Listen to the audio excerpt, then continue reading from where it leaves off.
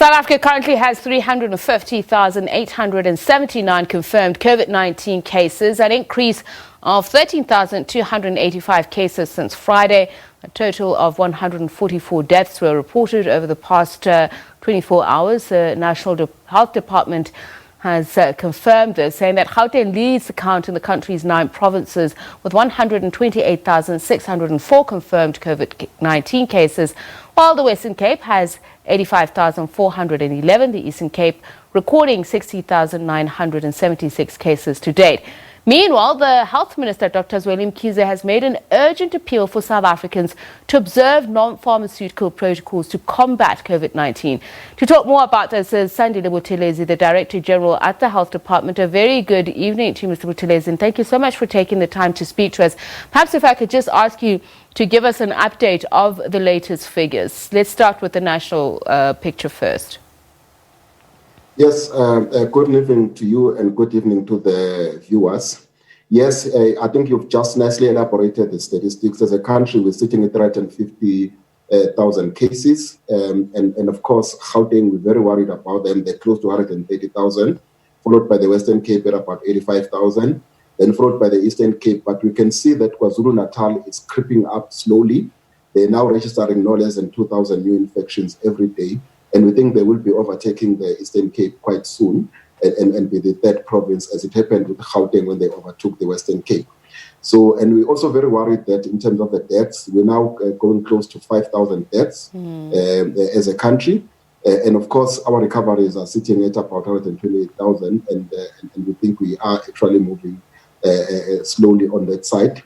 But as a country, we're really dependent on South Africans now to help us fight this spread of COVID-19. As we just had the figures up now, we know that South Africa is amongst the top 5 in terms of the number of active cases.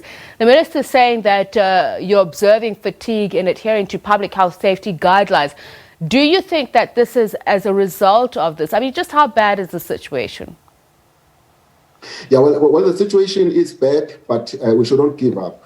You know, and of course, as we know, when government started by putting down lockdown regulations, they were trying to enforce some behavior change amongst ourselves.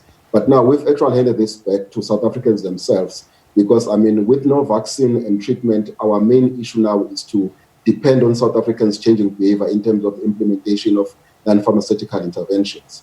So, and we're really pleading with South Africans. I mean, government can try as much as they can do, but if people still don't want to abide by the regulations, the security forces can try and enforce. But at the end of the day, it's up to individual at a personal level to take a decision that I will wear a mask, I won't travel unnecessarily, I will always wash my hands, I will keep social distancing, I won't do unnecessary social functions if it's unnecessary.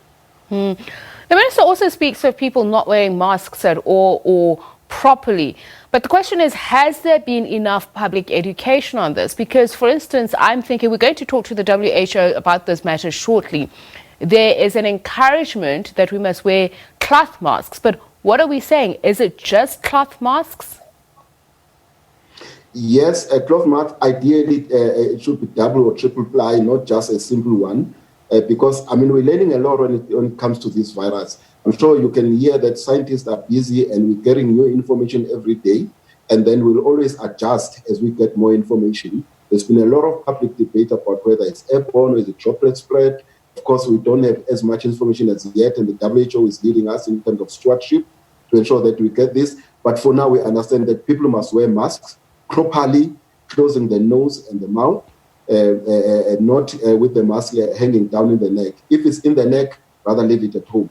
But we're saying proper usage of mask at all times is the most important that we should push for. But not that alone, coupled with proper hand hygiene, cough and sneezing etiquette, but also ensuring that you social distance and do all the things that you're supposed to be doing. I suppose we've picked up research. Yes. No, you can go ahead.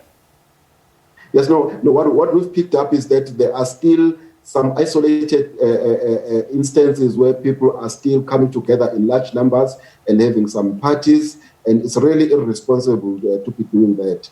And we pick up then that people that go to those areas, one person gets infected and it spreads to everyone. It really is an appeal it can only be an appeal on us to say, South Africans, our government is not doing this so as to punish people. It's about people looking after themselves, especially looking after the vulnerable. Because the young ones can be going around and partying. They get back home to the elderly who probably have diabetes, hypertension, heart disease, renal disease. They infect them and they do not survive.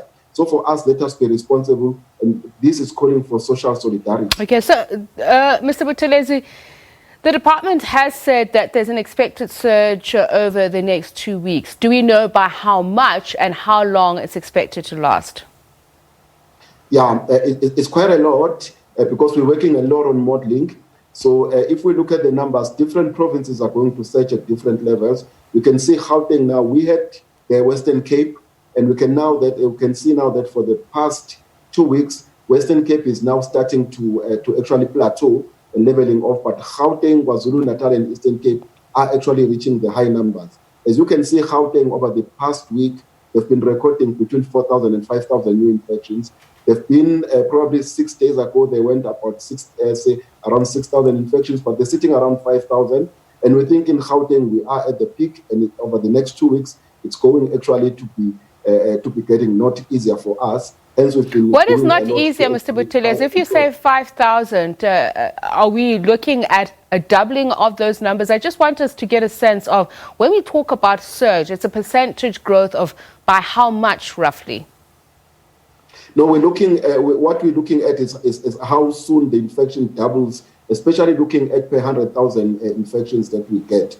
So we think Gauteng, initially we thought it might go up to 10,000, but we've seen 6,000, and over the past 2 days it's been sitting around between 4,000 and 5,000.